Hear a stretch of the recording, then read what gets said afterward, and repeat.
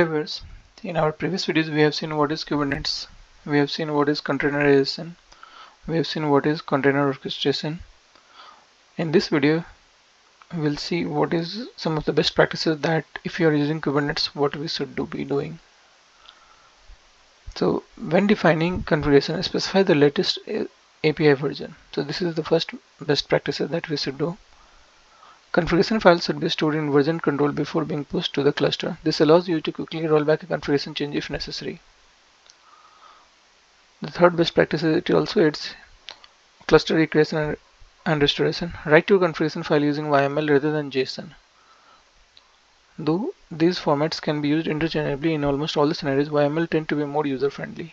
The use of YML is another best practice. Group related objects into a single file whenever it makes sense. One file is often easier to manage than several. Also, you can see multiple examples online before writing your own YML file. Note also that many kubectl commands can be called on a directory. For example, you can call kubectl apply on a directory for config files. Don't specify default values unnecessarily. Simple minimal configuration will make errors less likely. So have whatever is necessary, only add those in the YML file. Put object description in annotation to allow better introspection. Use latest version. You must always have the latest stable version of Kubernetes in your production cluster. The new release have many updates, additional features, and most importantly, patches to the previous version security issues. It helps you in keeping your cluster away from vulnerabilities. Older versions also do not get enough support from the provider or the community, so it is better to update the cluster on the latest version of Kubernetes. So you must follow this best practice of using the latest version. Version control for configuration files. Configuration files are related to your deployment, ingress services, and other files should be stored in version control system, such as GitHub, before being pushed to a cluster. Doing so allows you to keep track of who made the changes and implement a change approval process to improve your cluster stability and security. Another best practice is use of namespace. By default, there are 3 different namespaces in Kubernetes in the beginning: default, kube, public, and kube system. Namespaces are very important in organizing your Kubernetes cluster and keeping it secured from other teams working on the same cluster. If your Kubernetes cluster is large, that is hundreds of nodes, and multiple teams are working on it, you need to have separate namespace for each team. For example, you should create different namespace for development, testing, and production teams. This way, the developer having access to only the development namespace won't be able to make any change in the production namespace even by mistake.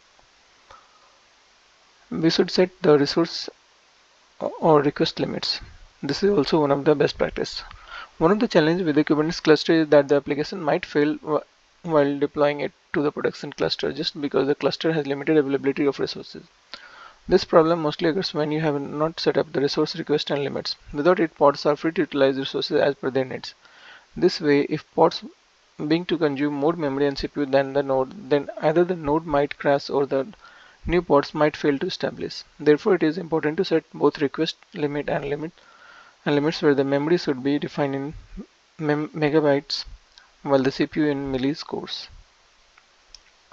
Another best practice is use of labels. A Kubernetes cluster includes multiple elements like service, pods, containers, networks, etc.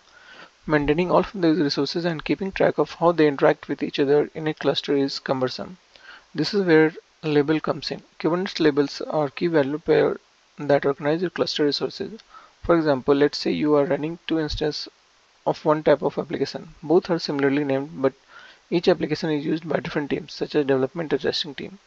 You can help your team differentiate between the similar application by defining a label which uses their team's name to demonstrate the ownership.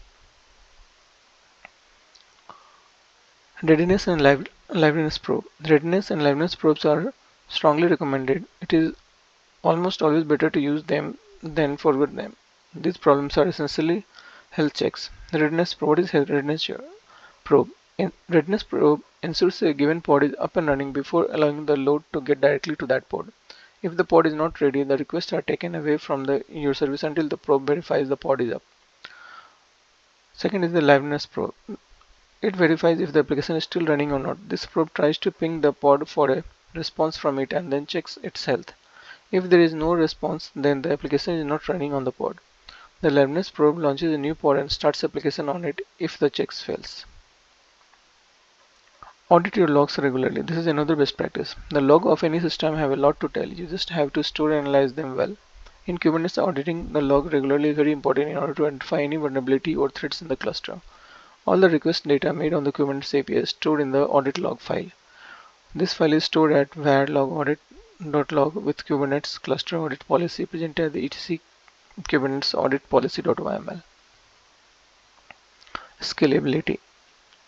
When it comes to the scalability, organizations mostly think of scaling Kubernetes up, not down. It is alright to think of expanding Kubernetes architecture as the company expands, but you should focus on setting up such an architecture that can grow or shrink as per the usability. So this is another best practice for using Kubernetes. You should never run Kubernetes component idle, wasting both money and time. Horizontal pod autoscaler and cluster autoscaler can help you adjust volumes of nodes and pod dynamically. Use smaller container images. A beginner developer often makes the mistake of going for the base image, which consists of up to 80% package and libraries they won't need. We recommend choosing the smaller Docker image that takes less storage space. This helps you pull and build the image faster. Also, the smaller the Docker image, the fewer there is a chance of security issue. So thank you so much for watching today's video, and if you think the videos are helpful, do like the video and subscribe to the channel.